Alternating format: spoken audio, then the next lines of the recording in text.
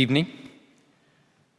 Sadhguru Jaggi Vasudevji, Mr. Francis Gurry, Director General, World Intellectual Property Organization, Dr.Soumya Swaminathan, Chief Scientist, World Health Organization, Excellencies, ladies and gentlemen, it gives me great pleasure to welcome you all to this event to celebrate the 5th UN International Day of Yoga at this prestigious venue, the very first designed to be a platform to bring the world together in a spirit of cooperation and inclusion to address issues facing mankind. It was 100 years ago that the League of Nations was conceived, and these very premises were meant to host it. In 2014, the initiative of the Prime Minister of India, Mr. Narendra Modi, himself a dedicated and long-standing practitioner of yoga, to have 21st June declared as an International Day of Yoga won the overwhelming endorsement of the international community. Now, as the relevant UN General Assembly resolution notes, yoga provides a holistic approach to health and well-being, and that the wider dissemination of information about the benefits of practicing yoga would be beneficial for the health of the world population. Traditionally, we have celebrated International Yoga Day by practicing the asanas or physical postures contained in the common yoga protocol, which was developed by the Government of India in consultation with leading yoga experts and institutions in India. However, this year, we thought of broadening the approach to exploring the many other dimensions of yoga beyond the physical that are particularly relevant to the issues that the different stakeholders in International Geneva seek to address, those of global health and sustainable development, as well as peace and disarmament. Our engagement on these issues requires us all to work in a spirit of cooperation and compromise, making sure that no one is left behind.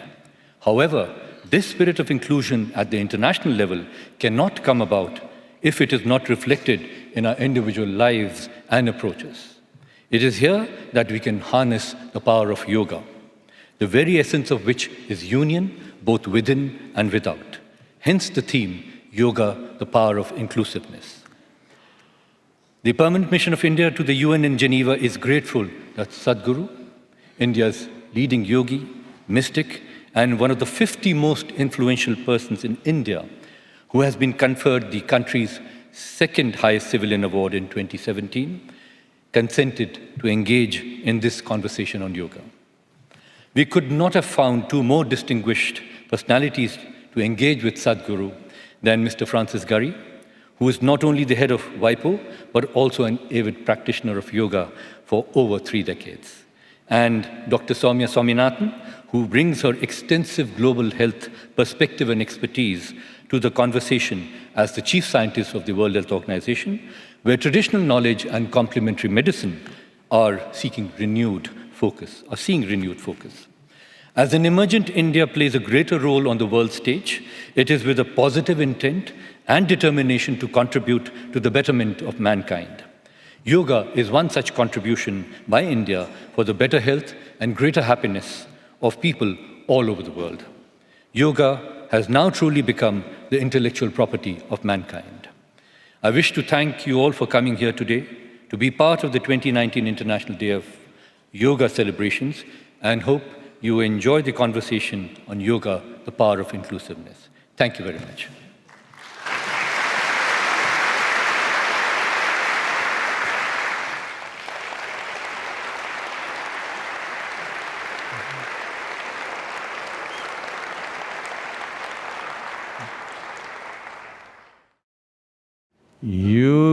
युगरतोवा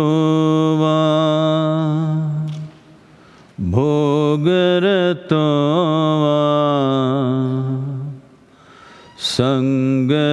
संगरतोवा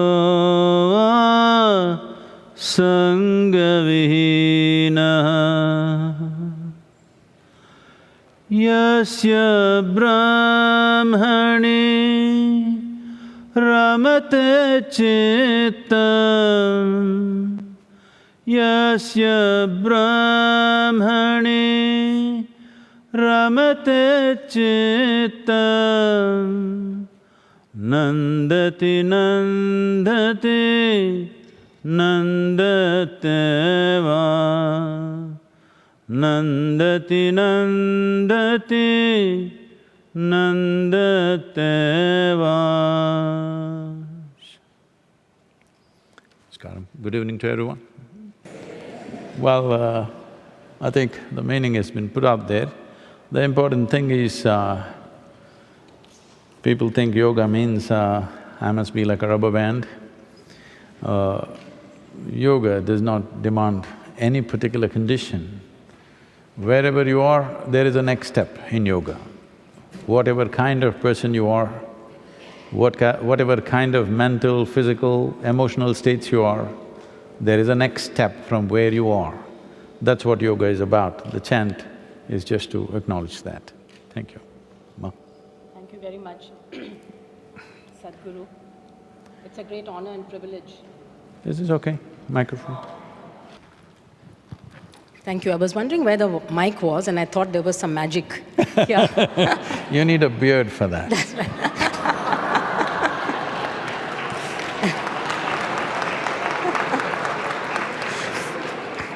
So it's indeed a great honor and privilege to be in conversation with you, Sadhguru.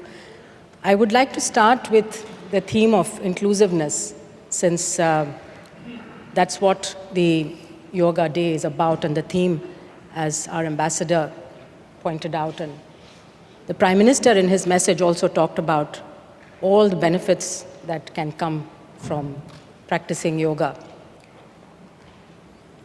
You know, science has shown that all human beings are basically the same. We share 99.9% of our DNA.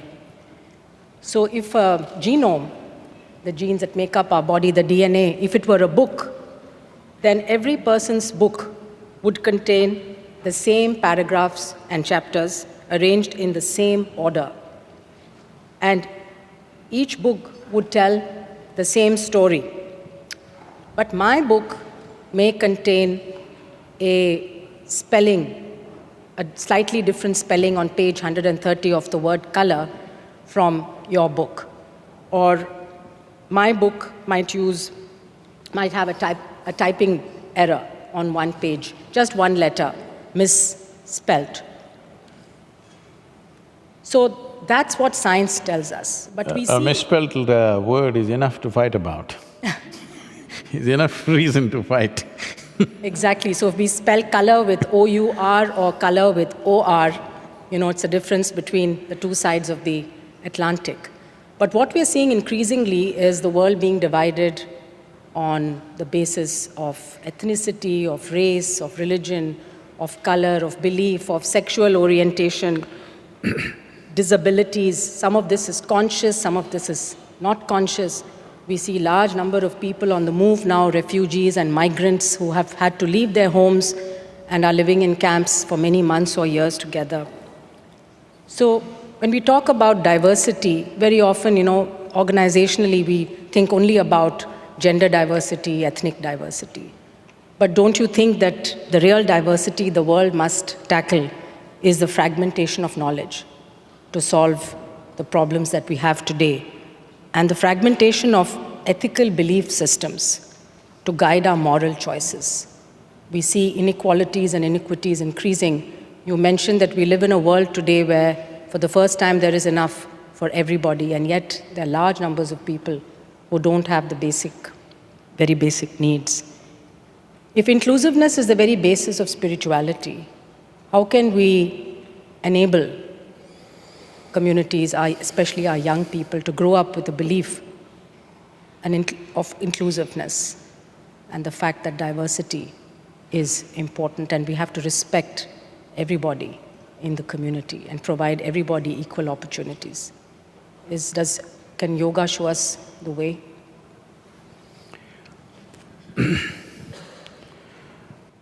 We are inclusive not by choice. We are inclusive by the nature of our existence. Every day, we are in this process, every moment of our life, by eating, drinking, breathing and many other things. We are showing that we are inclusive. If we resist this, we will cease to exist. It's only by constant transaction with just about anything and everything that we are existing here. The complexity of what makes this creation, we are a consequence of that. But the magnanimity of creation has given us an individual experience. It's a tremendous thing. Though we are just a speck in the universe, still we have an individual experience. We sit here and experience like we're individuals. This is a phenomenal magnanimity from creation. But we have taken this individual experience rather too seriously. So seriously that we think we are a world by ourselves, each person. When your personal universe does not work very well, you will gather 10 people and then there is a battle. Endlessly it's going on. When we are 2 people, we will quarrel. When we are 10 people, we will fight. When we are 1,000,000 people, we have a war. It's the same thing. The mechanics is the same thing. Because we have taken our individual experience of life rather too seriously. In this cosmic space, this solar system itself is a speck, a tiny speck. In that tiny speck, planet Earth is a micro speck. In that micro speck, Geneva is a super micro speck. In that, you're a big man.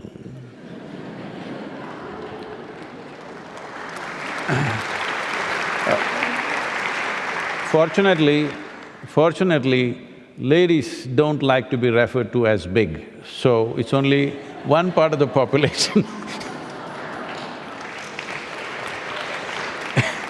A man wants to be a big man. So, this whole thing has happened to us simply because the boundaries of your individuality, you have taken it too seriously. If you pay on the surface, you're you, I'm me, 100%. This is my body, that's your body. No way to mix this up. This is my mind, that's your mind. Here and there, our minds may overlap, but anyway, this is my mind, that's your mind. But there is no such thing as my life and your life. The life that we are, this is a living cosmos. You captured some, I captured some. Now, what yoga means is, the boundaries that we have drawn with the instrument of body and mind, you consciously obliterate, so that when you sit here, your experience of life is not contained just to the limitations of your body or your thinking process or your emotional process. Your ability to experience life as a life, not as a body. Because if you experience this life as a body, this is me, that is you, there is no way to mix this. If you go as a mind or a thought process, this is me, that is you, no way to mix it up. But if you go as a life, fundamental life process, there is no distinction between this and that, not just between 2 human beings, between everything and everything, there is no distinction. So the word yoga means union, that you consciously obliterated the boundaries of your individuality. That is why you know a sense of union. We are anyway in union with the existence. The problem is, it's not in our experience because we are too caught up with our individual experience. The basis of your individual experience is a very flimsy thing, in the sense, right now, if you… Can we experiment with you? Hello? Take your right hand and touch your left hand and see. Is that you? Hello? Is that you? Touch the chair on which you're sitting, is that you? No. How do you know this? How do you know this is me, this is not me? Sensation, isn't it? Here there is sensation, here there is no sensation. So the way you are identifying what is me and what is not me is just that where there is your sensation, it's me. Where there is no sensation, it's not you. Right now there's a glass of water here, is that you? No. If you drink it, does it become you? What is it that you did? All you did was, you included this into the boundaries of your sensation. Isn't that the way you have grown? Hello? Isn't that the way you have grown? What was not you yesterday, has it become you today? So, anything that is within the boundaries of your sensation is experienced as myself. What yoga means is, you stretch the boundaries of your sensations. As there is a physical body, there is a sensory body. If your sensory body expands, let us say your sensory body became as large as this hall, then you will experience all these people as a part of yourself. As you experience the 5 fingers as yourself, you will experience all these people as yourself. Even for a moment, if you experience all these people as a part of yourself, after that, do I have to teach you morals, ethics, be good to this person, don't kill this person, don't harm this person? Would you need teachings? I'm asking you. This is what yoga means. It is not a teaching, it is not a philosophy, it is not an ideology, it is a technology of obliterating the boundaries of your individuality, because your individual nature is your psychological pattern that you have created. Nothing else says you're individual. If you don't understand what I'm saying, keep your mouth closed, hold your nose for 2 minutes, you will know you're not an individual.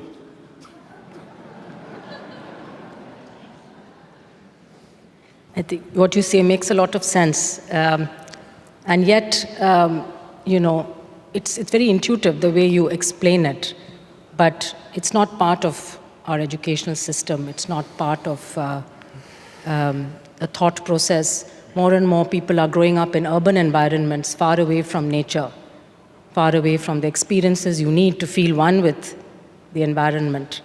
And so we have to, I think, consciously promote this thought, and particularly I think for decision makers and policy makers, it's really important to have this philosophy. When they think about making a policy, what impact is it going to have?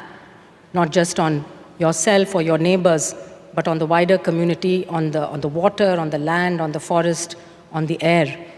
Unless we start thinking about each and every policy like that, I don't think we can appreciate really this oneness of being that you described. See, if you take something as a value or a philosophy or an ideology, this will work when you and me sit on separate chairs like this. Suppose there is little space, 5 of us have to sit on the same chair, that's when the trouble begins, okay? You got your big chair, I got my big chair, no problem. But if 3-4 of us have to sit on that chair, now trouble begins. Well, you can have philosophies, love everybody. Can you? I'm asking you genuinely, please tell me. You will love selectively, isn't it? Love thy neighbor. Can you love your nasty neighbor? You will not, okay? It is nice to say these things because it helps to cool you a little bit. But when life puts you to test, it won't last. You've seen it again and again. You said it is not the nature of our education, 100%, that's where the problem is. The real problem is in the way we are educating our generations of people. The question is not about what, it is the way we are doing it. Right now, our education system is 100% dependent upon human intellect. We are treating intellect as the only dimension of intelligence existing in this human being. If I ask you a simple question, you must answer this question because I'm going to bless you. Do you want your intellect sharp or blunt? Okay. Those of you who didn't say anything, blessed. So I'll give you one more chance. Sharp or blunt? Sharp, for sure. Intellect should be sharp. Why? Because it's a cutting instrument. It's like a knife, it's like a scalpel. The sharper it is, the better it is. A knife is a good cutting instrument. If you want to dissect something, you need a razor-sharp knife. It's good to have it. But now you want to sew your clothes, but you do it with your knife. You will be in tatters. That's all that's happening to the world. Tell me who is messing up the world, educated people or uneducated people? Hello? Educated people, because this is the nature of their education. They think they can fix everything with their intellect. They are not even acknowledging other dimensions of intelligence which exist in your system. When I say other dimensions of intelligence, there are… in yoga, we look at human mind as 16 dimensions. Let's not go there, it's a long thing. Simply, to come very simply to this, if you eat… it's mango season, though I am in Geneva, I can talk mangoes, right? Okay.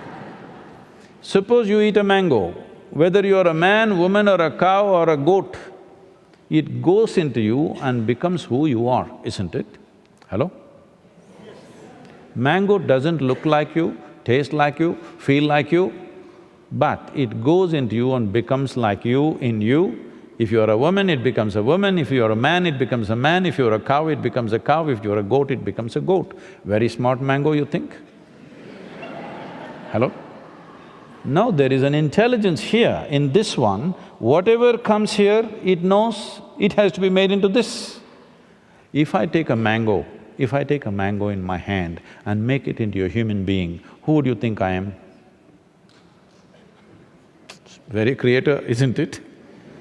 So the very source of creation is functioning within you. The problem with us is, we've been taught all kinds of things.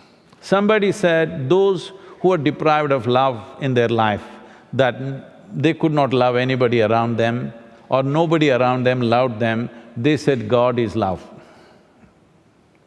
Somebody who's fallen under desperate conditions, they said God is compassion. But if you don't assume anything, if you are looking at creation, because you can only see the creation, you have never seen the creator, all right? If you look at the creation, if you look at a flower, if you look at a leaf, if you look at a blade of grass, intelligence, intelligence, intelligence, isn't it? Phenomenal intelligence, yes or no? But nobody said God is intelligence. If you had said this one thing, we would have much smarter world today. Because creation is the highest level of intelligence you have seen. You're just one little product of that, isn't it so? Hello? With all your brains, you still not figured out one atom in its entirety. We know how to use it, we know how to break it, we know how to fuse it, but we don't know what it is. Because the basis of creation is a phenomenal intelligence, beyond anything that you can imagine. So if creation is such intelligence, the source of creation must be a fantastic dimension of intelligence. But we said all kinds of things to manage social situations. But if you really pay attention to your own system, the way it is it working because of you? Hello? Can you operate your kidneys, I'm asking? Can you make your liver go better? No. It is not happening because of you, it's happening in spite of you. Yes or no? There's a tremendous intelligence here. How come you think you can never access that? How come you think you can only function from the little bit of memory that you have gathered in the name of education, and you can only use that little bit of memory? Let's understand this. Because in the next 5–10 years, artificial intelligence is going to come big time. People who read 10 books became scholars. People who read one book became religious. People who read 1,000 books suddenly became so many things. By memory, isn't it? We are misunderstanding memory to be intelligence. This is the biggest mistake humanity has made. Memory is like this, my memory is my memory, your memory is your memory, isn't it? Isn't this the boundary? Hello? Isn't this the boundary? That my memory is like this, your memory is like that. This is the boundary. We have misunderstood memory as intelligence. So we are all become small islands of our own. We are identified with our knowledge. Whatever knowledge you have, if you have read the libraries on this planet, still compared to this cosmos, you are a minuscule knowledge, yes or no? Hello? Because many of you are doctor, I'm asking. I'm not trying to insult you, but Is it not minuscule compared to the nature of this cosmos, of what's happening here? If you identify with your knowledge, you become that minuscule. Now you have your own world, I have my own world, but our ignorance is boundless. If you identify with your ignorance, we are all together. This is what yoga means. We are always identified with our ignorance, because our ignorance is limitless and our ignorance is seamless. Our ignorance does not separate you and me, because what I do not know, if you see I do not know, your intelligence is constantly alert. The moment you think I know, your intelligence sleeps. If you want to do an experiment, if I ask you to walk from there to there, you will walk, maybe being self-conscious, everybody's watching you. But if I turn off all the lights and make this pitch dark, if I ask you to walk from here to there, you become super alert, isn't it? Hello? Because the power of ignorance, you don't know where the next step is, suddenly everything in you is alert. This is the way you're supposed to live. But the moment you gather a certain amount of memory and identify with that, you sleep through your life. In India, the word that is used for enlightenment is always awakening. When you're already awake, how to awaken you?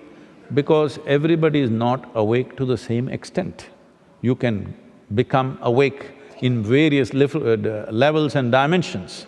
So the idea is to be fully awake, because your wakefulness is your life. Hello? If you're asleep, would you know that you're alive? Your wakefulness is your life. How awake is how rich and inclusive your life is. Right now, the problem is just this, we are identified with our own little memory pools. So every one of us is a world by ourselves.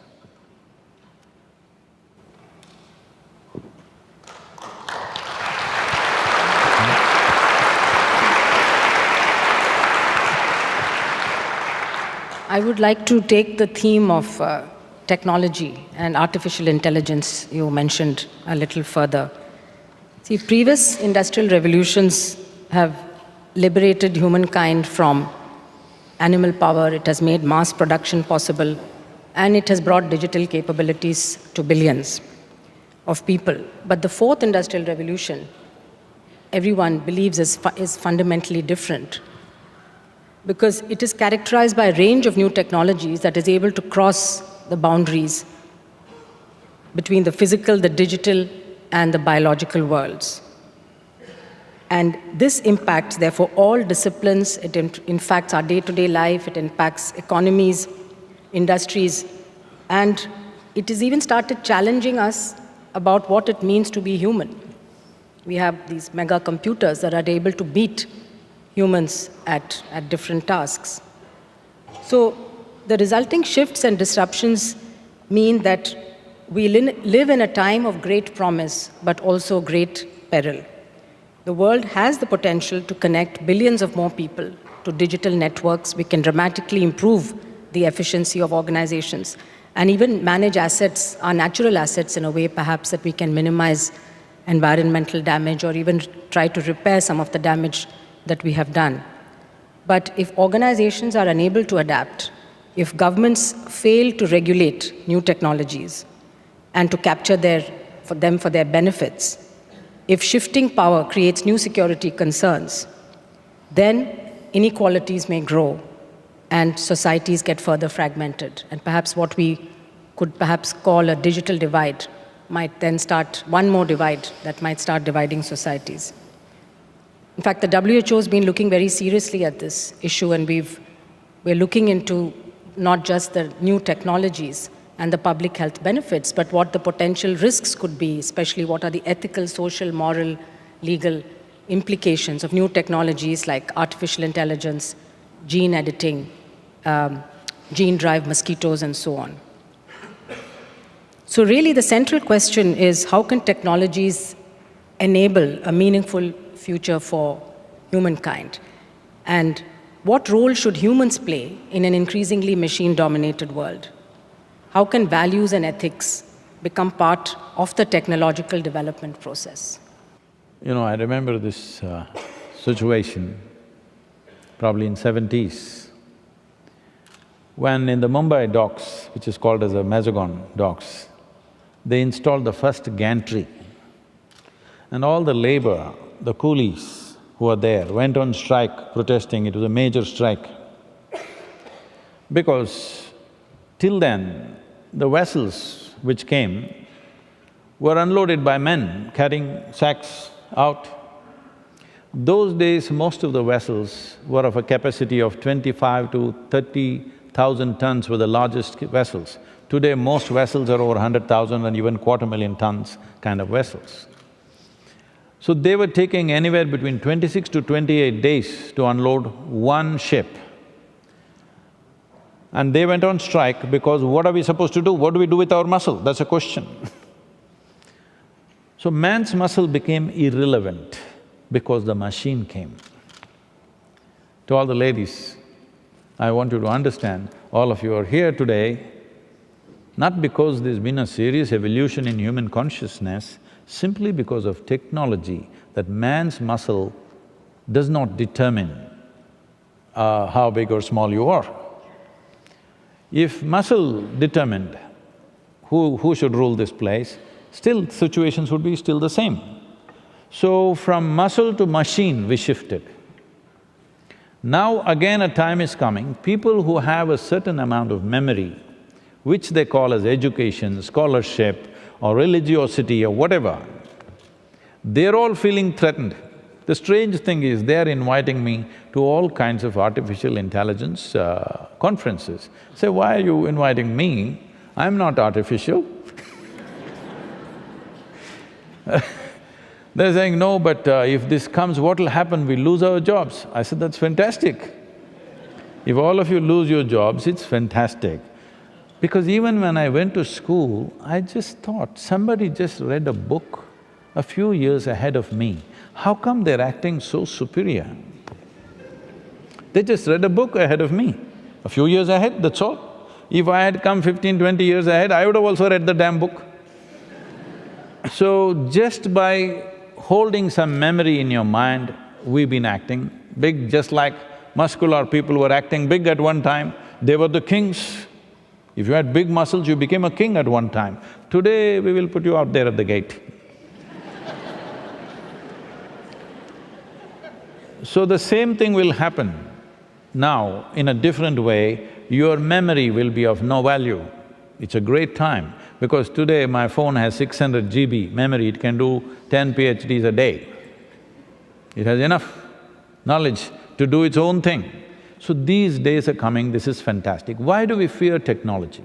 We fear technology because of the kind of people who will handle it. That's a problem. Technology is a fantastic facilitator. Technology is a big relief from a huge burden we've been carrying on our heads, but we fear this well-being because we have not taken care of what kind of human beings we create on this planet. We have not focused on that. We have not focused, our education systems have not focused on what sort of human beings we produce in this world. We're trying to fix it with 5 ethics or morals or don't do this, do this. This is not going to work. Forever they have taught, and these things have not worked because you cannot restrain a human being by telling him, do this, don't do this. If there was a sense of inclusiveness, as we went through this earlier, if you sat here and experienced all of them as part of yourself, you will not need any kind of guideline from anybody. You will not do anything unnecessary for somebody else, isn't it? This is yoga. Yoga means there is a union with everything around you. Right now, we are valuing only people's memory. Well, we will produce machines which will have 1,000,000 GB, all right? So your brains cannot contain that much. So now it becomes significant. We are coming to a time where human consciousness will become the most important thing. One thing the machine cannot do is to be conscious. So, what kind of a human being you are will become more important than what nonsense you carry in your head. Isn't it great time? Hello? Great times are coming.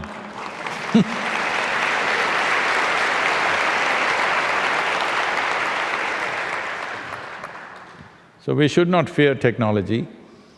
Well, as you said, laws to regulate this, that you can do, but within no time, there'll be technologies to circumvent those laws, as you're seeing always. Well, all these years, if you make a law, it takes 15, 20 years to circumvent it. The time is coming, if you make a law, within 3 days, they'll circumvent it. Yes, because the capability is such. So these are great times that none of your laws will work.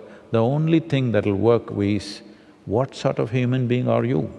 Then human energy, human education, everything needs to focus on what sort of human beings do we produce. This should become the prime interest of humanity, that what kind of a human being am I? Am I inclusive or exclusive? This is a basic question. Yes, you're absolutely right, because right from the first invention of man, which is fire, it can be used for good and for bad purposes. So I think every invention of man has a dual use. You can use it for good, you can also use it for harm. And I think, as you rightly pointed out, it is only your inner ethical and moral compass that guides, what use you put to that technology. But I think we have to be very watchful to see that the benefits outweigh, some of the potential harms, and unless we are proactively thinking about it, it may just come upon us and it may be too late. Can I say something which is a little little ahead of time, but it's time to look at it because times will roll faster in the coming years. See, please look back and see, in this world, people who thought they're really good people, they have created more harm in this world, or so-called bad people have caused more harm in this world. Please tell me. Hello? Good people cause more harm, unfortunately, because it's a good Indian fighting a good Pakistani. It is a good Muslim fighting a good somebody else. It is a good American fighting just about anybody.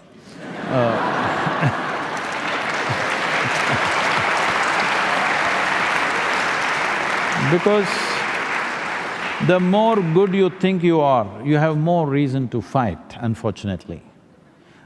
So-called bad people, criminals, they kill one or two. The real raising of civilizations happen by people who believe they are doing a great thing, isn't it? They're very proud, they are fulfilling their moral compass, they are fulfilling their ideologies, their philosophies. They really believe they're doing a great thing. Especially the moment you think you're not just doing good, you're doing God's own work, you will do the maximum damage. Because the nature of human action is such, our actions are never perfect, never, ever. One who thinks they are doing perfect action is a fool. Our actions are never perfect. When our actions are not perfect, there must be little hesitation in everything that we do. But the moment you believe you are the best or the greatest or the best possible creature on this planet, then you can do horrible things with absolute confidence. Yes, if you have little doubt, you will hesitate. So this is very important. We have tried to manage humanity by the fear of God. It's not worked. We have tried to manage humanity with goodness and karma. You do this, you will be punished somewhere else. It has not worked. We have tried to manage human beings by teaching them ethics, morals, everything, but you know in how many different ways they circumvent that when it's to their advantage. But what you know as myself, what you know as a part of yourself, with that you don't need any of these things, isn't it? If I see you as a part of myself, I don't need the fear of God not to harm you, I don't need morals not to harm you, I don't need ethics to keep myself away from harming you, I just won't do it, because such a thing never arises within me.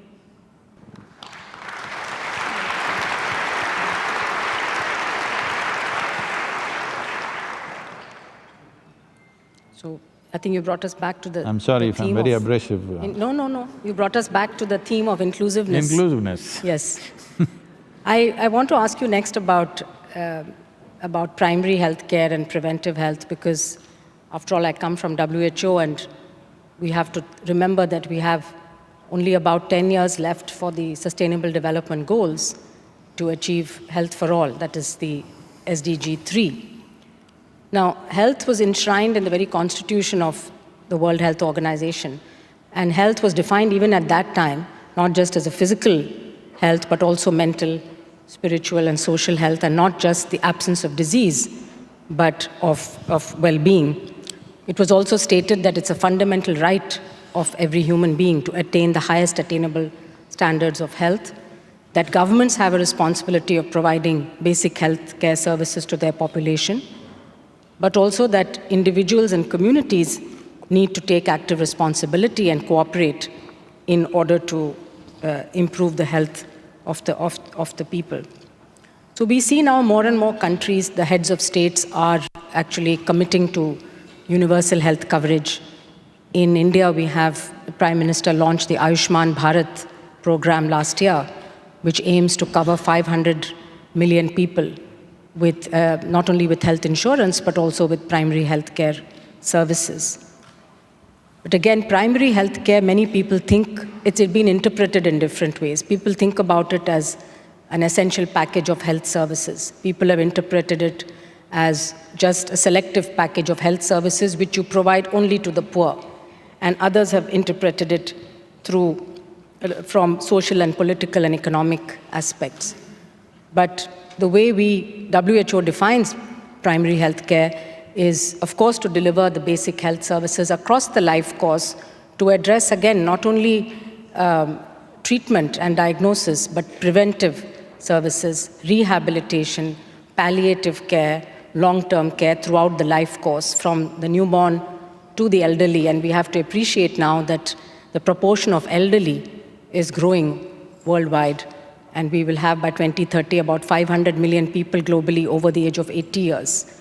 And the most rapid increases are going to happen in Asia, Latin America, and Africa of elderly. How do you integrate them? How do you make sure they live good quality of life till the very end?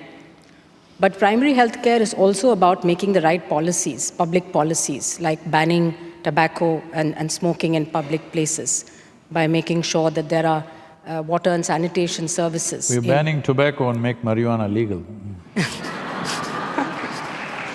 That's another debate, yes. And also the third element of primary health care is to empower individuals and communities, actually, to take action at the local level so that they can optimize their own health. They can advocate for policies. We see young people now, Greta Thunberg, the 16-year-old who has been advocating for climate change and who's actually managed to get heads of state to stand up and take notice of what she's saying. So I think a lot of hope now in young people. But people need to be co-developers of health and social services, but also they are self-carers and caregivers to others within their own families and communities. How can we integrate the practice of yoga and traditional medicine into our primary healthcare services so that they keep people healthy? It's not a question of treating illness once they're already ill. It's a bit late. Of course, there are medicines and things which you can use, but the aim should be to keep people healthy as long as possible. How do we integrate this, and have you had personal experience in India of being able to scale that up? Well, the last part of your question is easy for me to answer. How to integrate yoga, how to make it available, large scale, various things are being done.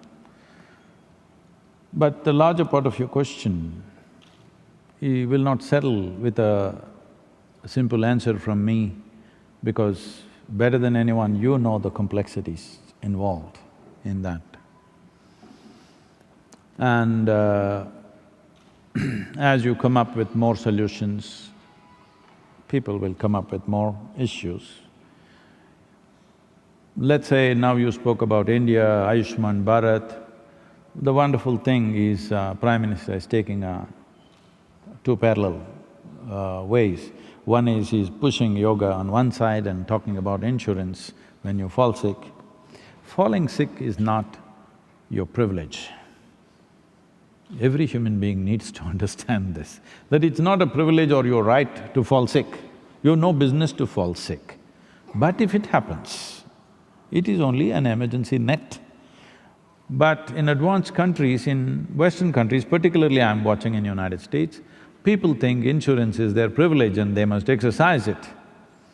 A nation with see, an individual person or a society or a nation seeks affluence. In the initial stages, because affluence promises choice of nourishment. In later stages, affluence brings choice of lifestyle. This is all human beings are seeking through affluence. So the most affluent country on the planet, which has a wide choice of nourishment and lifestyle, 70% of them are on prescription medication, spends over $3 trillion as healthcare bill. A country which has so many choices of nourishment and lifestyle should not have a healthcare bill like that, isn't it? Hello? But 70% are on prescription medication, the remaining 30% of course buying it off the back streets. Every nation is heading in this way as if this is the example to follow. Every nation is moving in that direction, that people are beginning to think, my health is my government's responsibility, or maybe it's a WHO's responsibility. No, every individual needs to understand my health is my business. If it goes wrong, somebody will support you, that's a different matter. But staying healthy is my business as an individual person. This is what yoga inculcates, that your health is 100% your business.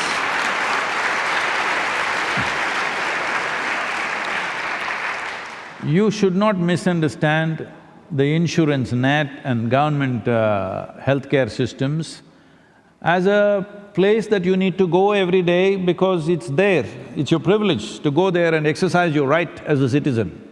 You have no business to go there as a life. As a life, you have no business to go to your hospital. You must live well and go straight to the undertaker. Yes You're going to the hospital because not enough attention has been paid as to how this mechanism works. The most complex, the most sophisticated machine on the planet is human mechanism. Do you agree with me? No, I'm not saying how complicated you are, I'm talking about the human mechanism. But the problem is most human beings are trying to live here without even reading the user's manual. So the initial aspect of yoga means, first thing is you read the user's manual. How does this work? What does what in this one? I was just talking to a group of American people, they said, Sadhguru, why there is so much ill health in America? I said, see, there are many aspects. Let me not go into a big talk about what are all the things you need to fix. I said, if you just allow me to redesign your furniture in America, you will see your healthcare bill as a person will come down minimum 30 to 40%. Just your furniture, the way you sit.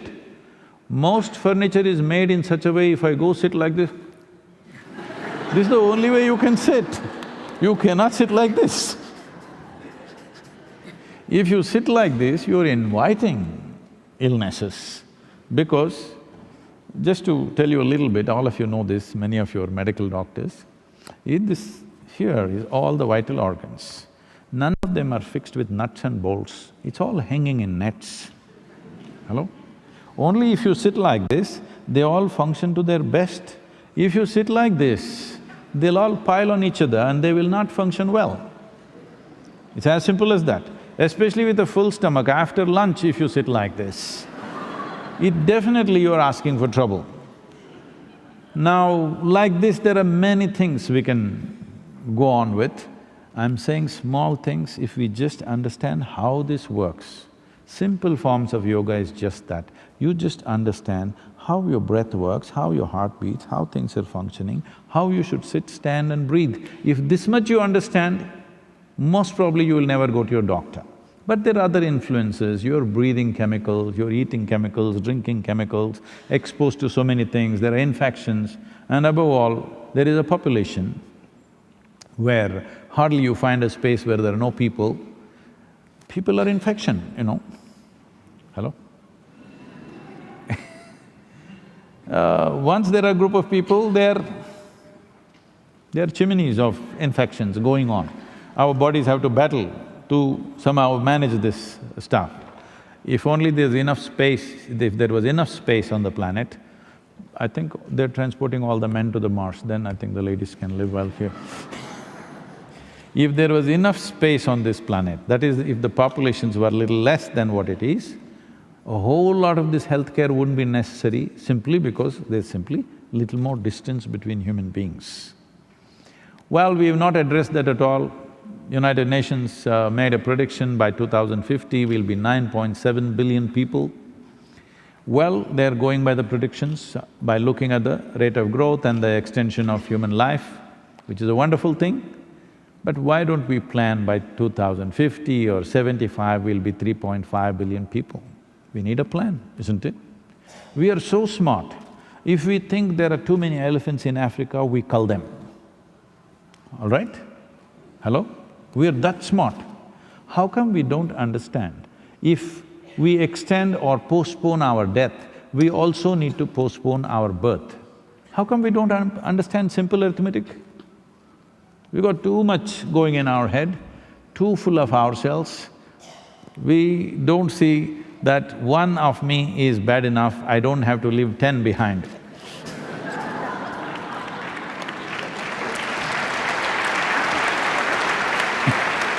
I'm not saying children are wonderful, all right? But we produce children, we must also leave a wonderful world for them to live, isn't it? If you create a nasty and harsh world, if you create a very harsh world and go, these wonderful children that you bear will become ugly animals, believe me. It's very important that we leave a pleasant and wonderful world so that they can fulfill their lives as wonderful human beings. Is this not important? So if we want to address healthcare without addressing population issues, I think we are not serious about what we're talking. We cannot talk about human health without addressing the population issue in a big way. Most nations have just given it up because it's religiously sensitive or whatever. Even in India, there was a family planning ministry. Now that has been transformed into family welfare.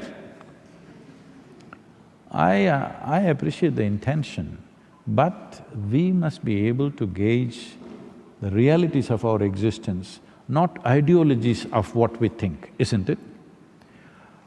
In the beginning of 20th century, we were only 1.6 billion people. Today we are 7.6 billion people. In 1 century, this is not just because of reproduction, this is because human life, people are living more full. For example, in 1947 when India got its independence, the average life expectancy of an Indian was 28 years. Today it is 71, fantastic. We want it to become 91 if it's possible. Average life expectancy should be 85, 90, it should get there. But when we postpone death, we must also postpone birth. It is not compulsory that everybody must reproduce. This is coming because of a tribal mindset, what will I leave behind? It is because of this people want to accumulate things that they don't need. They want to grab everything, half the world they want to conquer because they got 10 children. This needs to go. A time has come where human consciousness should become more important than human biology. If you're identified with your biology, you're still having an evolutionary issue, isn't it? Hello? If your biology is the most dominant force in you, you're still having an evolutionary issue. It is time we think beyond our biology. Many of you who are here with your spouses or your partners, you didn't deliver your spouse, isn't it? But you're doing quite fine with them. I'm saying you can do quite fine with people that you don't deliver.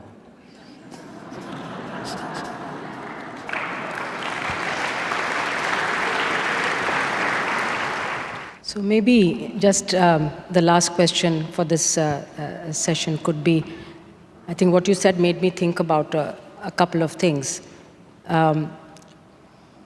Immunization, vaccines have been one of the greatest public health discoveries. In fact, one of the reasons why the lifespan increased so much Yes, definitely.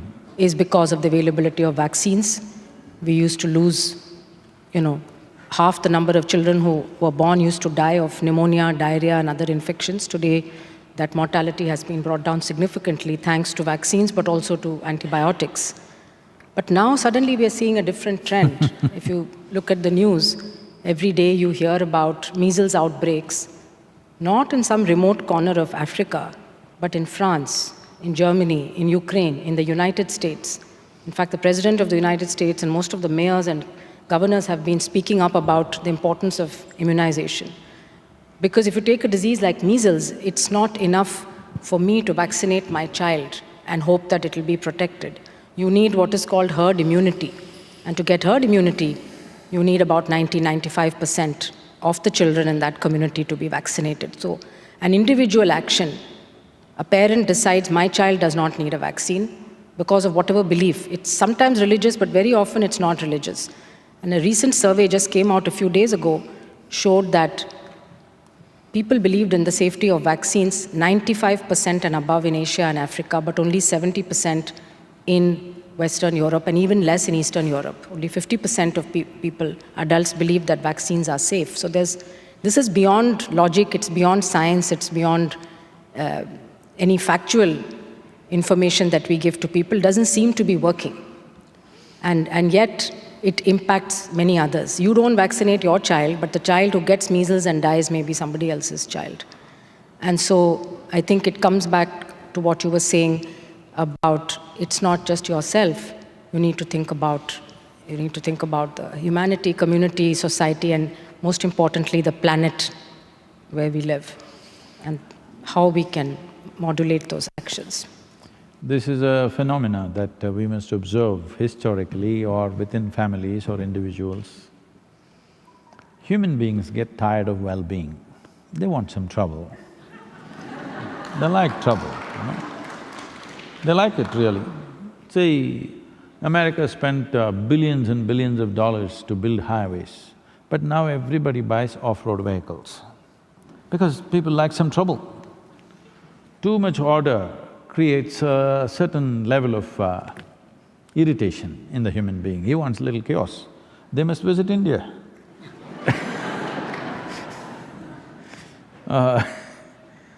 So, this campaign is gaining momentum particularly in California, big time. A whole lot of parents coming to me and asking this, I'm telling them, don't be a fool, because when you find your child is either crippled with polio or something else… I remember this very well. When I was in school, there were 4 children in my school.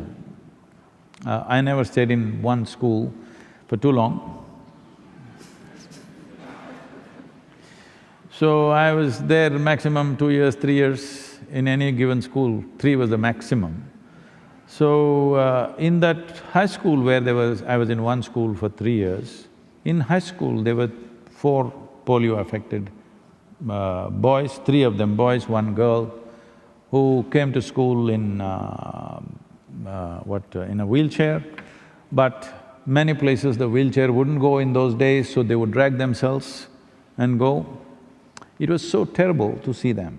But today, even if you go to the remotest village in India, even if you go to the government schools where we work, there's not a single polio-affected child. It's fantastic to see that.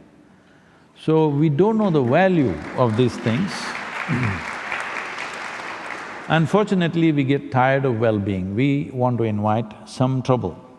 But having said that, I was talking to some of the parents in California. They were saying they're being put through some 40 or 42 different types of vaccines. They're saying it is causing learning disability, this, that, for all kinds of things. maybe in United States, and I don't know what's the situation in Europe, maybe they're overdoing it a little bit. Apart from treating the basic things which were affecting children, which would cause death or cripple, it could cripple a child, I think they're attending to trying to give vaccine for just about everything. This may be affecting. I'm not some kind of a medical expert or something to make a commentary on this, but from listening to the parents, this is what I gathered. I don't remember all the things that they said they're giving vaccines for. I thought some of them were just absurd. Some of those illnesses a child can go through, it's okay, he catches a flu, something happens. It's all right to go through those things when you're growing up, but they're giving vaccines for a whole lot of things which may not be necessary, which today parents are apprehensive, maybe causing learning disability or some other problem. It may not be connected, I don't know, but this is the fear that is being spread. But the power and the well-being that vaccines have brought to our lives, most of us are sitting here because we were vaccinated. Hello? Yes? Otherwise we wouldn't be here. Definitely we wouldn't be here, many of us. So, we should not… see, the problem is just this, especially now because social media and things, we either go this extreme or that extreme. I feel, being the World Health Organization, please look into this, I'm not an expert, but what kind of vaccines they're giving in… the spectrum of vaccines they're giving in United States, for example. If it is too much, I think WHO should tell them, this much is not needed, this is compulsory, rest is by choice. If it's made like that, I think there'll be a more healthy proportion. Otherwise, some parents are just not vaccinating their children. I said, you must be crazy, you'll lose your child. Anytime it can happen, the child goes to school and that may be the end of it. But out of their, their fear that vaccine is going to damage their brains or something, they are going for this kind of decision-making. I think a clear statement from an organization like WHO would help parents to make a better choice. Thank you, Sadhguru. And I just wanted to clarify that vaccines cause adults, that's what you said. None of us would be sitting here if it were not for vaccination. So let's think of vaccines as causing adults. And I don't think there's anything as too much of a good thing. So the problem has been the anti-vax campaign, skeptics who have spread many… There are side effects of everything. Everything has a side effect, but 1 in a million, maybe 1 in 2 million, but they have been blown out of proportion. And this gets circulated through social media. So social media can have both very good benefits, but also can propagate falsehoods very rapidly. And I think one needs to be always a little skeptical of things that we see on social media and check for ourselves the veracity. As far as WHO is concerned, we have absolutely very clear-cut guidelines on vaccination. And there is, as I said, very clear guidance both for the public and for practitioners on which vaccines are absolutely essential for all children. But I think it needs to be more published. Perhaps it has to be more… more… Or if you give such knowledge to us, we will… That will be wonderful. Publish. Because when I spoke to the parents, their concerns were genuine. They're not those flaky, new agey types. They're genuinely concerned that this may affect their children. You're right. I think the messaging probably needs to be done through people whom they believe. And some people believe the doctors, but maybe they also like to hear it from others. So if there's credible scientific information… yes. And also clearly what is a must and what is choice. What is If optional. that is created, I think it'll be good. Thank you very much Thank for you. this opportunity. Thank you very much. Namaskar.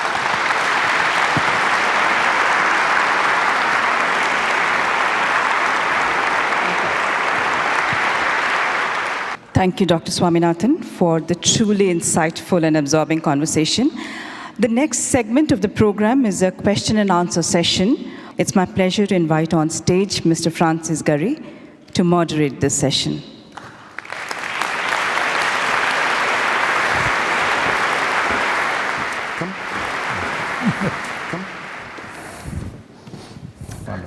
Thank you. Thank you so much. She was a doctor, it's okay. You're a lawyer, don't ask difficult questions.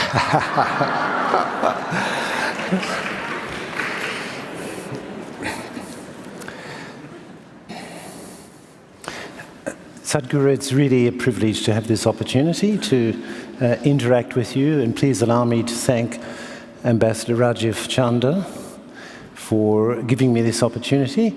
I think actually it's a sign of the greatest inclusiveness that India should invite an Australian on International Yoga Day during the middle of the World Cricket Cup.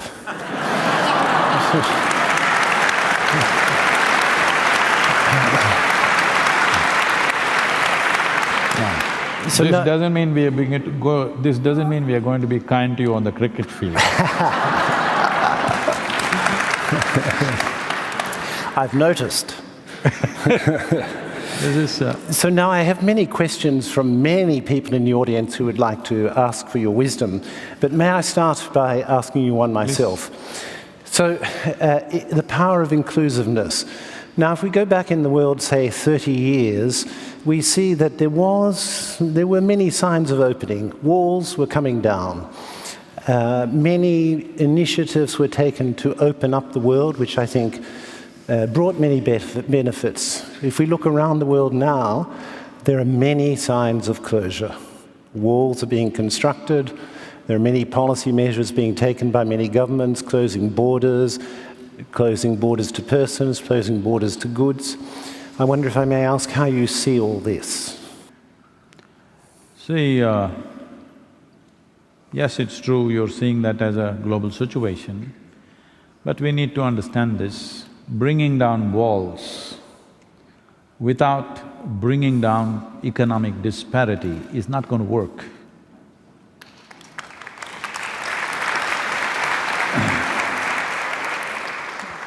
When we brought down walls, then itself we should have understood that we must strive to bring down disparity in the world. No man or woman wants to leave their home and go somewhere else to some strange land and live there just for survival. Nobody wants to do that.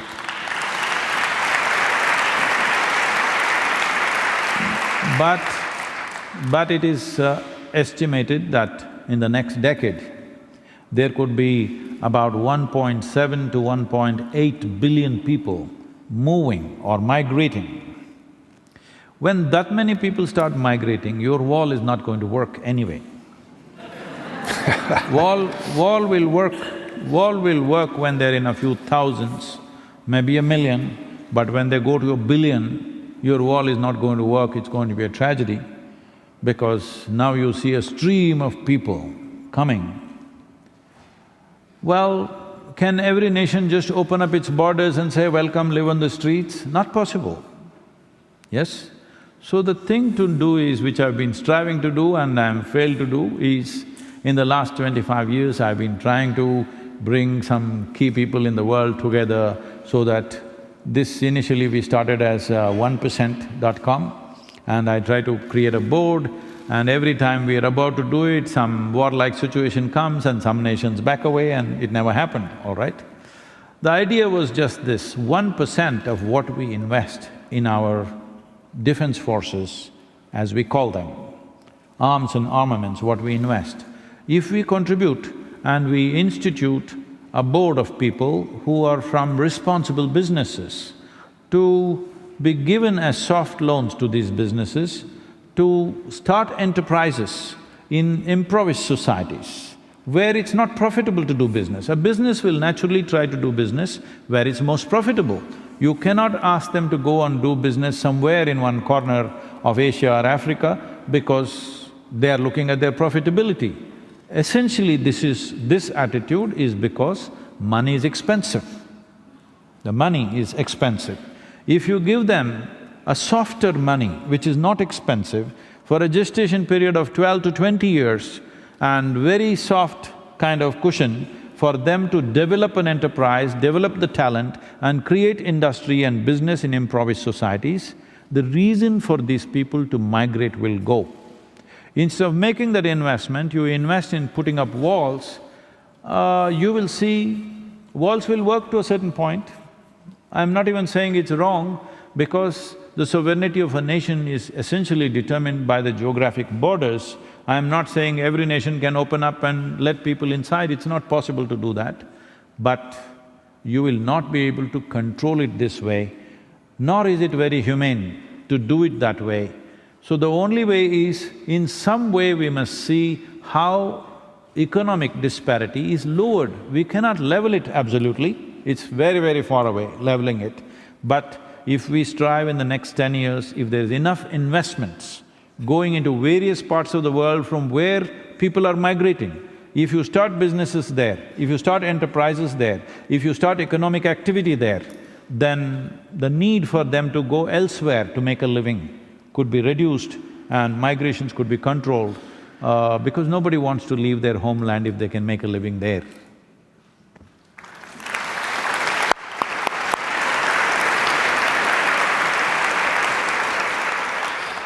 So if I may turn to our audience, the first question is from Jitendra Khanna, who is an ex-WHO employee.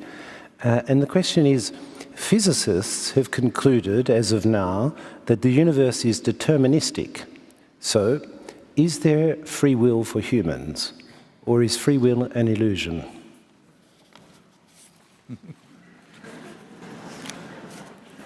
See, right now, all of you sitting here,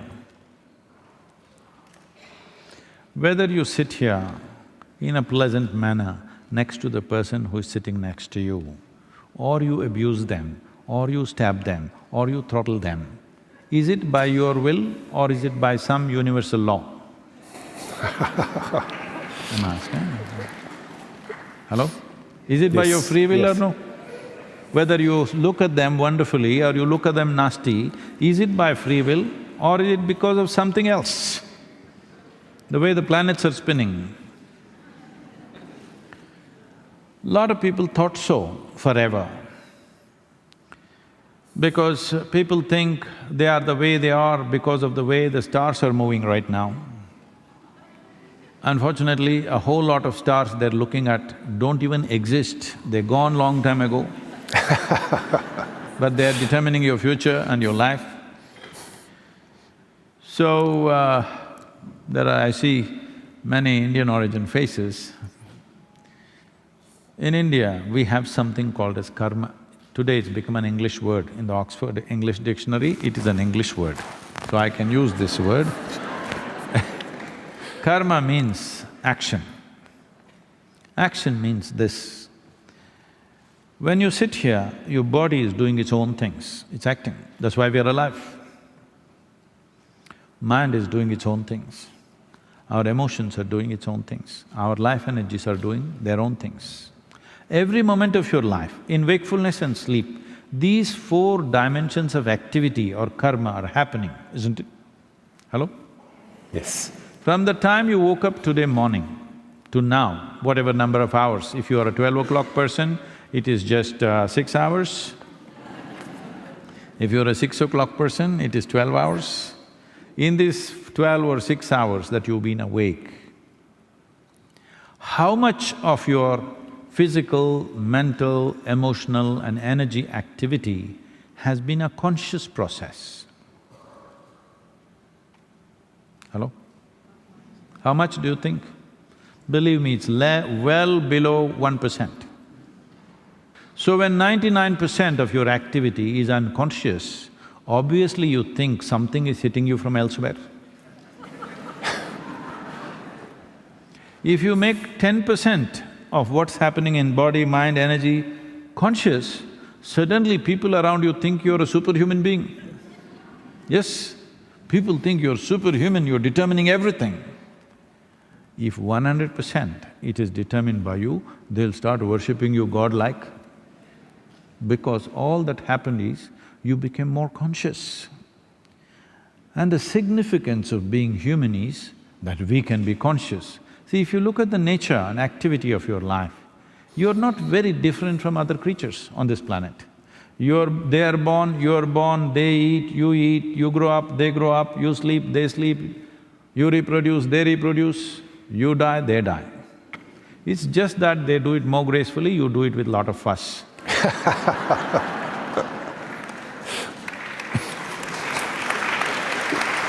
So, your activity and the life that you do is not very different from other creatures.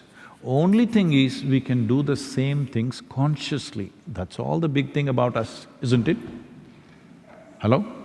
Yes. That is all the big thing about us. We can eat, sleep, reproduce and even die consciously. This is the big dimension of being human. So if you do not exercise this one thing, it is an evolutionary problem. You're going backwards in evolution. The life is striving to go forward. This is not your or my intention. Life is naturally striving to move forward. When you were a monkey, I'm sorry, this is not my statement. Charles, that Englishman, you know. Yes. Charles Darwin said this, when you were a monkey, you did not desire to become a human being, but the life within you is longing to move on to the next possibility. Out of that, we are a consequence. Hello? So the consequence is not of physical super capabilities as Hollywood movies are trying to show. Essentially, the consequence is we are more conscious. Because physically, if you become, let's say, far more capable than a chimpanzee or far more capable than a cheetah or a panther or something, you would just be a super animal. You became human only because you became more conscious than other creatures. If you do not exercise that consciously all the time, you will fall back in no time. Thank you.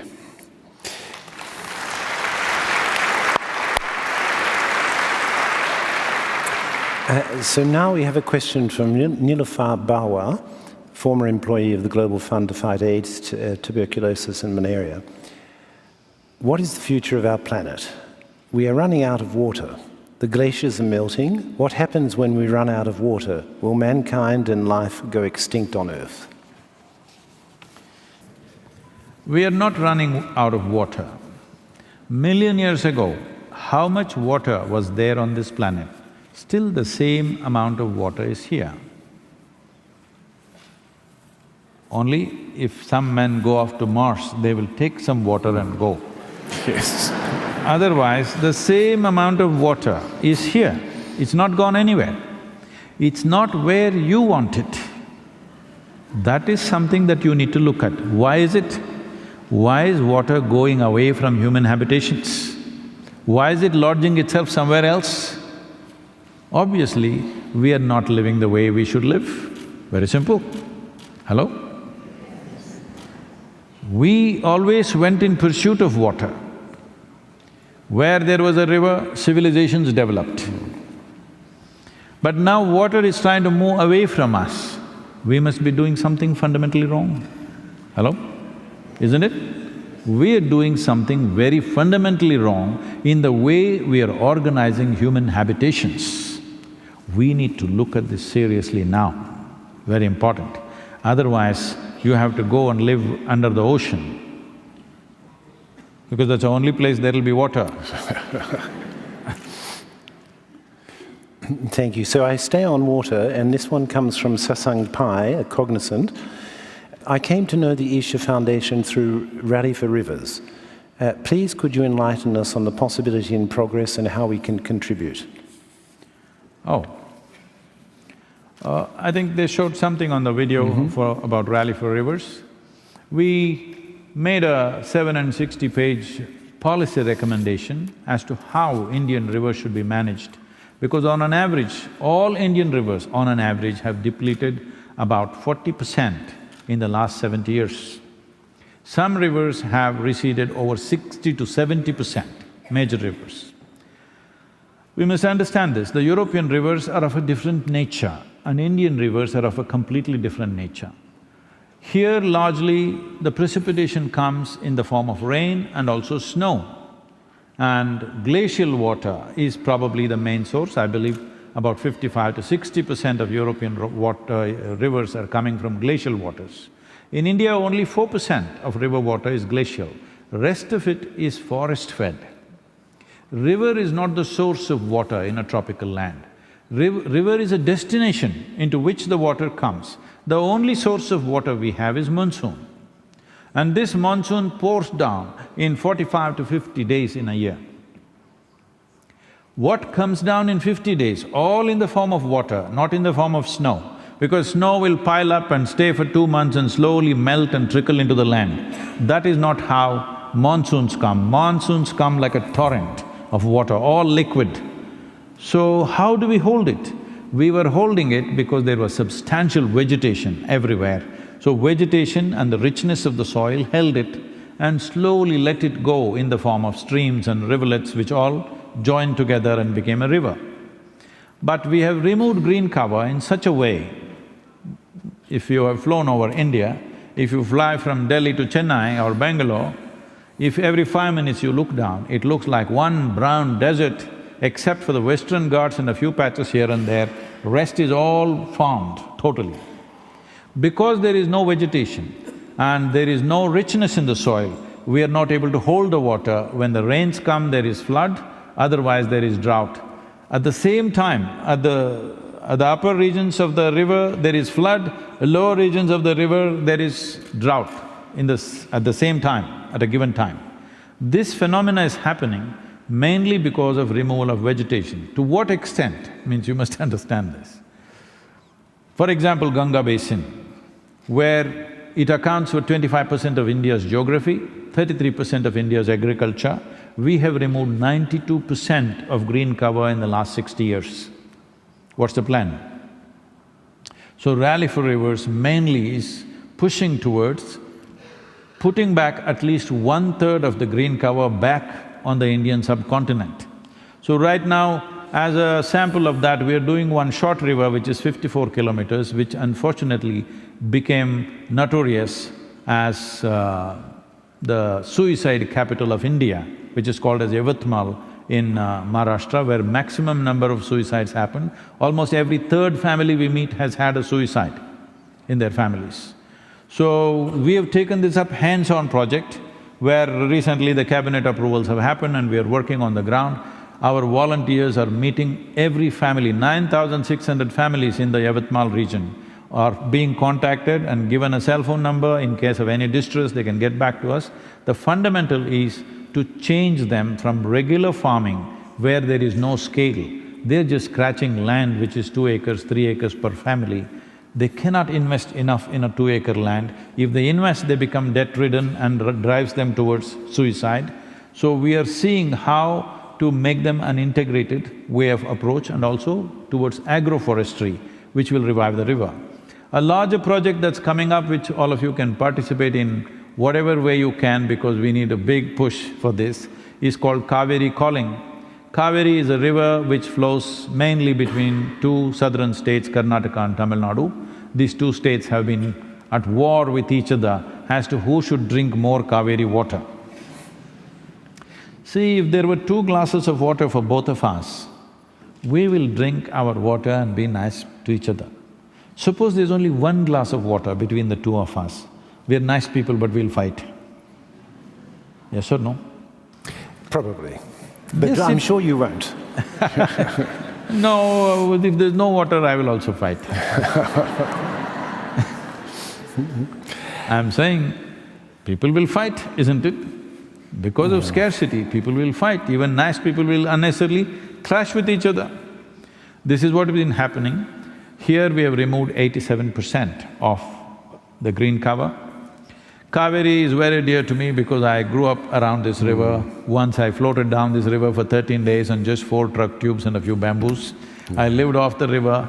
In my experience, I never saw this river and fantastic forest that was around as natural resource. I always experienced this as a life larger than myself. It's a much bigger life than you and me. And it has been there before you and me and it should be there after you and me. But right now we brought it to a place where it may not be there. What's been there for 1,000,000 years may not be there for the next generation. We are bringing it to that place. Right now the scientific studies show Kaveri has depleted 46%, but I don't agree with this because they are taking the monsoon flow also as the volume of water.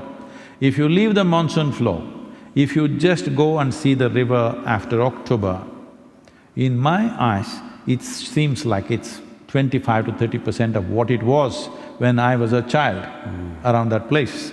So it's depleted so sharply, it's been troubling me. So now we are doing this. This is a rally of a different kind. The Rally for Rivers was purely an awareness, because river is a concurrent subject in India between the central government and the state government. We wanted to bring that concurrence, which we managed for the first time.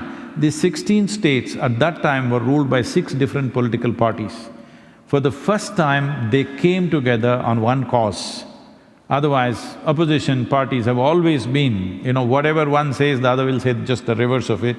This is how it's been. But they came together and spoke in one voice, which itself was a tremendous thing.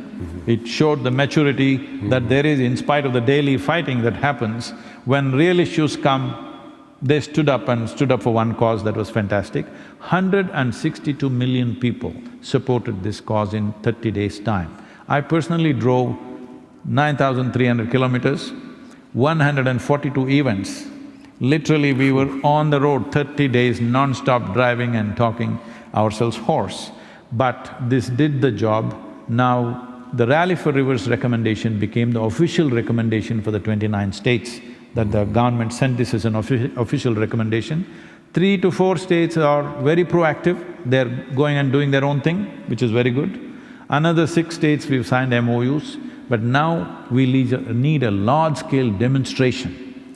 See, the important aspect of this is, we are shifting farmers from 3-month, 4-month crop pattern to agroforestry, which will multiply the farmer's income. Right now, we have transformed 69,760 farmers into agroforestry, and their incomes have multiplied 5 to 8 times in a matter of 10 years' time. So this multiplication of income will happen. Why I'm saying this is an economic plan with a significant ecological impact. That is what is important, because the moment you talk ecology, all the businesses become cautious because these guys are going to come and bash us. All ecologists or ecological activists always trying to hit some industry or some business. So this is what I want to change, and this is what we have successfully changed, is economy and ecology have to go hand in hand. If you pit one against the other,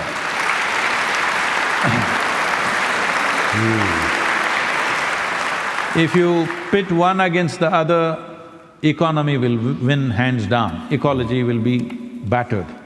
So that is what has been happening, especially now in India, because we are looking for an economic surge. We are talking about becoming a $5 trillion economy. When we go like this, there is a possibility ecology could be trampled. So we are working with the governments because it's very, very important. This is something always, at least in India, the people who represent ecological concerns have never worked with the governments, always against the government. If you're serious about doing something, you have to work with the government. There's simply no other way. Well, there may be compromises because they have their own concerns, they have their own political and budgetary issues, and various other dimensions are there, not just some ideal that we hold. So this is a new trend that we have created, that ecological concerns are not of… People have always treated like this.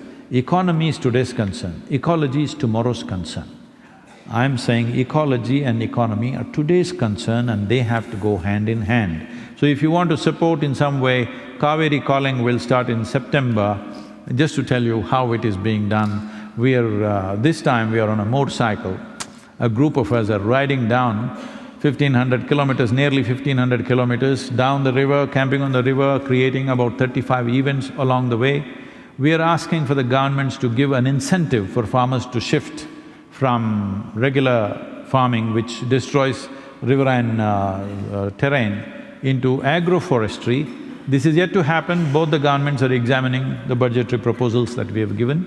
Whether it comes through or not, if it comes through, we will go propagating the benefits the government is offering, the incentives. If it doesn't, we use it as a people's movement to push the government towards that policy.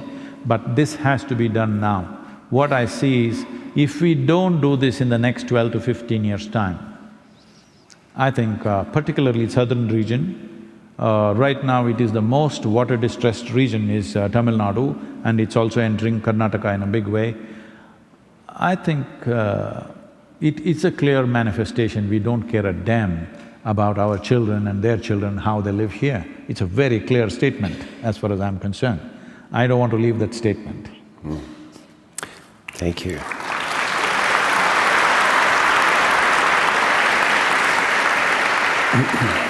So this question takes us more explicitly to yoga. Yoga seems to be the current buzzword, from exercises, asanas, to meditation for body and mind well-being. How exactly do you define yoga? Oh, I thought we've done plenty of that. Yoga means union. Even the chant we did was just that. You do it somehow, okay? You do it with austerity, or you do it in a pleasurable way, you do it sitting alone in a mountain, or you do it being with everybody, somehow.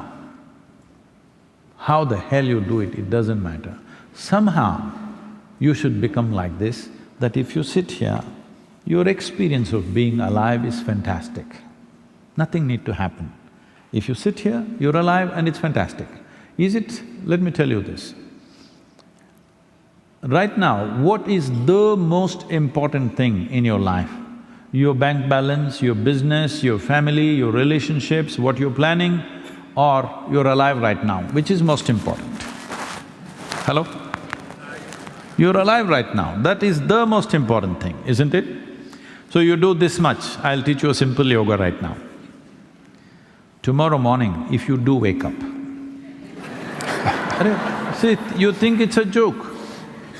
You're thinking it's a joke. No, mortality is not a joke.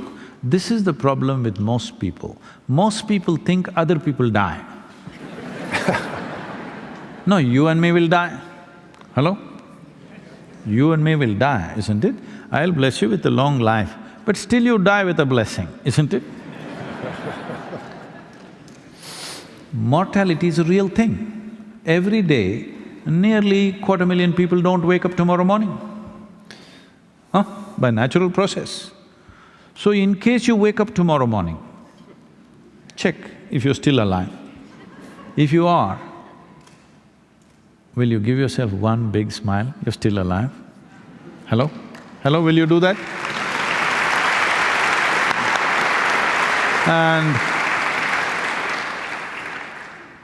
And every day if 250,000 people die, at least 5 to 10 million people would have lost someone who's dear to them. You check those 5–10 people who matter to you, if they're all alive, will you give yourself one more smile? Hello? To yourself, not to somebody. All of them are alive today, all the people who matter to you immediately. Will you give yourself one more smile? It is 7 o'clock and you're still alive. Please understand this, what is ticking away is not a clock, it's your life which is ticking away. Since you came and sat here, you're 2 hours closer to your grave. Hello? Yes or no? Mortality is a real thing. If you're conscious of it, then you will make the best out of this. You think you're eternal, then you live like a fool. You have time for all kinds of idiotic things. If you know life is ticking away, you will do the best things that you can do, isn't it? Hello? You will not do the best thing, you will do the best things that you can do, and this is all we can do. In your life, if you do not do what you cannot do, that's not the issue. But if you do not do what you can do, you're a disastrous life. So yoga means to avoid this disaster.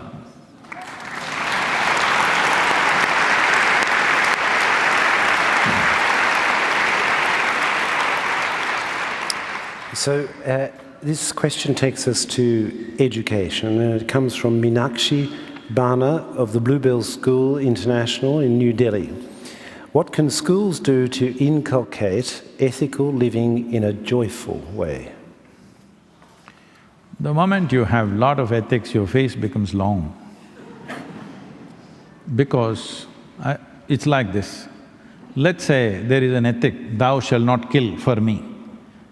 So I'm just holding my hands back, but I want to kill. But why do I want to kill? Why is it that I want to kill? We must look at it more fundamentally, isn't it? Rather than stopping it with a value that I set for my… no, I'm not going to do this, I'm not going to do that.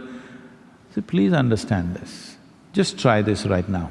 Shall we try an experiment with your mind? Next 30 seconds, nobody should think of a monkey. Try. Please close your eyes and try. Oh, only monkeys, isn't it? This is the nature of your mind. In your mind, if you say, I will not, only that will go on. Why are you making life so difficult? Why do you think you are born wrong and you have to be fixed? No. You think creation has made a mistake with you? Hello? You think creation has made a mistake with you? No. It's fine, the life the way it is fine. You become something because you imbibe all kinds of nonsense from other people. You call this religion, you call this education, you call this morals, you call this values, you call this philosophies, ideologies. For religions and ideologies and philosophies, we have killed more people than for crime, isn't it so? Hello? Absolutely. So, all these morals, ethics, values, philosophies, ideologies are only an effort to prevent crime. But in the end, these preventive measures have caused more death and horror on this planet than crime would cause, isn't it? So why do you think I would like to steal what is in your pocket? I don't care, first of all. Why are you telling me thou shalt not steal? I never thought of stealing anything from you. All this comes because you are in pursuit of happiness. That's the problem. Have you seen every one of you? When you're very joyful, what a wonderful human being you are. But if you're a little angry, frustrated, miserable, you're nasty. Yes or no? So this is what we need to create. We have been always trying to produce good human beings, which is a terrible mistake. We need more joyful and sensible human beings. This is what yoga is about.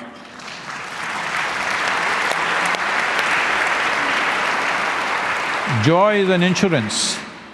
Joy is an insurance. When you're joyful, you want to kill somebody? Hello? Only when you're miserable you want to kill somebody, isn't it? Thank you. Now, I think if I'm reading, we're coming to a… may we have one last one, perhaps? Okay. There are many questions, but a last one from Hiran Jani, Biz.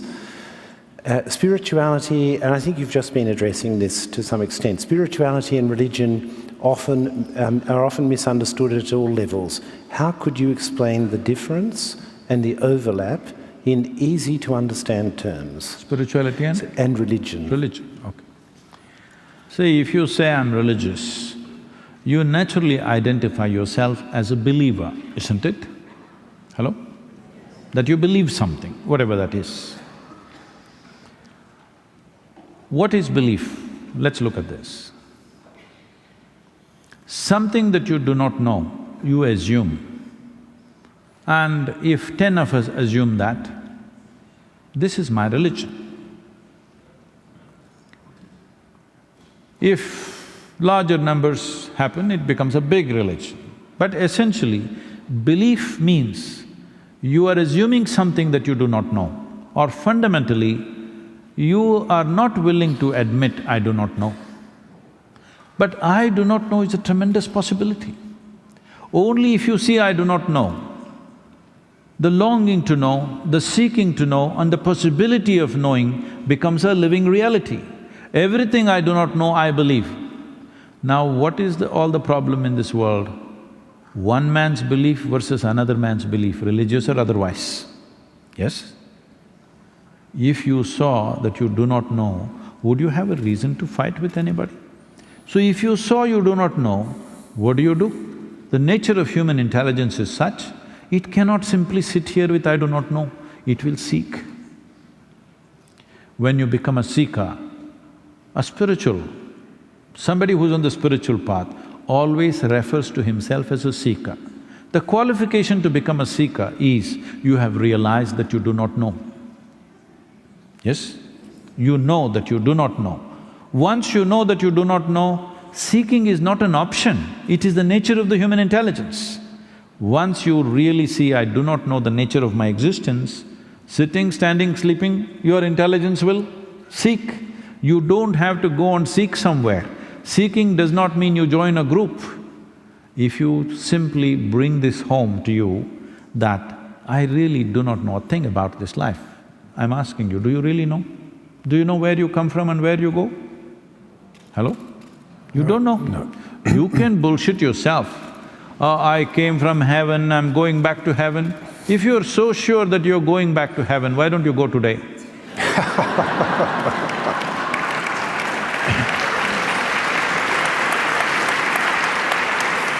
I'm saying, those who are dead sure about it are doing such things, isn't it?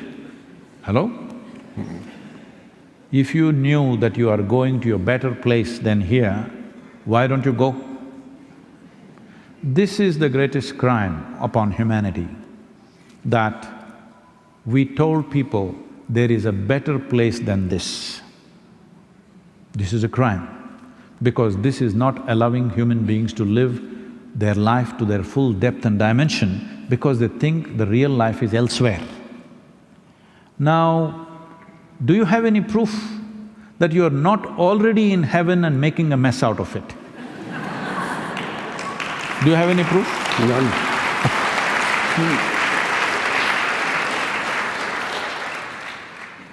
If you understand, if you pay enough attention to life, if you see on the surface, this is a leaf, this is a flower, this is that, everything we know. But if you pay enough attention, you don't know a thing. You really don't know a thing, not even about your own existence, isn't it? When this really comes home to you that I do not know, you're a natural seeker, you don't have to join any group, you don't have to follow anybody.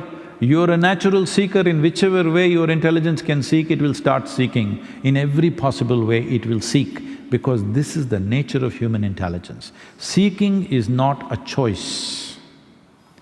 You can stop seeking simply because you make up something and you believe it. If you don't believe or disbelieve anything, you simply pay attention to everything, you will become a seeker. Because it is only human attention which opens the doors of this universe. Without a penetrating attention, nothing will open for you. But once you believe, you don't have to pay attention to anything, because you know it, you know everything, how it happened and how it's going to end. It's already ended. Thank you so much. Thank you.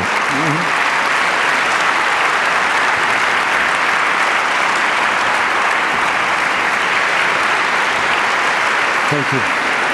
Thank you. I do too.